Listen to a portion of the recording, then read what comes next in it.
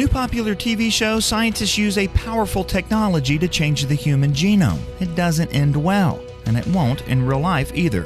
For the Colson Center, I'm John Stonestreet. This is Breakpoint. A year ago, the MIT Technology Review broke the news that a Chinese scientist used the gene editing technology known as CRISPR to genetically modify human embryos. The scientific community called Dr. He's actions profoundly disturbing and monstrous, among other things. Their hypocritical response reminded me of a scene from Casablanca where Captain Renault claims to have been shocked that there was any gambling on the premises. For starters, the claim that Dr. He succeeded in producing embryos that were resistant to HIV, smallpox, and cholera was labeled a deliberate falsehood by Berkeley geneticist Fyodor Urnov. As it turns out, that was the least troubling finding about Dr. He's experiments. Instead of reproducing the desired genetic variation, the Chinese team created novel genetic edits whose effects are not clear. By the way, novel genetic edits is code language for mutation, and I don't mean the kind that produces X-Men. I mean mutation as in cancer and other illness. As The Guardian pointed out, CRISPR remains an imperfect tool because it can lead to unwanted or off-target edits. Look, even the Chinese government, it's not normally known for having concern over human suffering, cited the potential lethality of these mutations when it published Dr. He for his unauthorized experiments. Now, in a morally sane world, this kind of risk would prompt people to rethink this whole playing God worldview that's underlying gene editing research.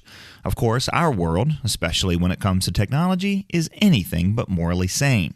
Even as they were denouncing Dr. He, other scientists were working toward the same goals, just more discreetly. In fact, they were using CRISPR themselves. And now there's news about a new gene editing tool called prime editing. Besides free 2-day shipping on most items, prime editing promises to make it even easier to precisely and safely rewrite genes. The head of the team behind prime editing called it a step, potentially a significant step, towards this long-term aspiration of the field in which we are trying to be able to make just about any kind of DNA change anyone wants at just about any site in the human genome. Did you hear that?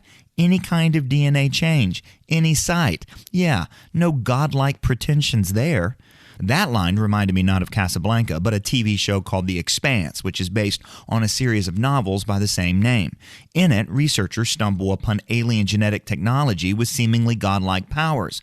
Despite not understanding the technology, they insist on playing with it. After millions die and the existential threat to humanity becomes clear and the original researchers are killed or imprisoned, the rest of humanity still can't resist trying to exploit the technology for their own benefit. So they scheme to get their hands on the technology themselves.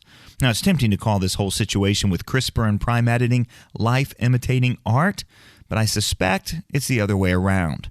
The authors of The Expanse seem to understand something about human nature that many scientists don't, that the temptation to become the architects of our own evolution is extremely hard to resist, even when we don't know it all, and the consequences of our mistakes start staring us in the face.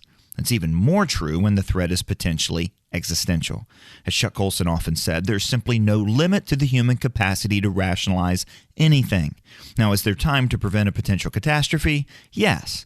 But unless we convince ourselves and others that playing God is a game no one will win, and we can settle on living within limits on our own knowledge, we can't be shocked at what follows, no matter how monstrous it seems. And on another note, we're nearing the end of the year. If you value the daily dose of sanity that you get every single day from Breakpoint, would you please make a year-end gift at breakpoint.org/radio. That's breakpoint.org/radio. For Breakpoint, I'm John Stonestreet.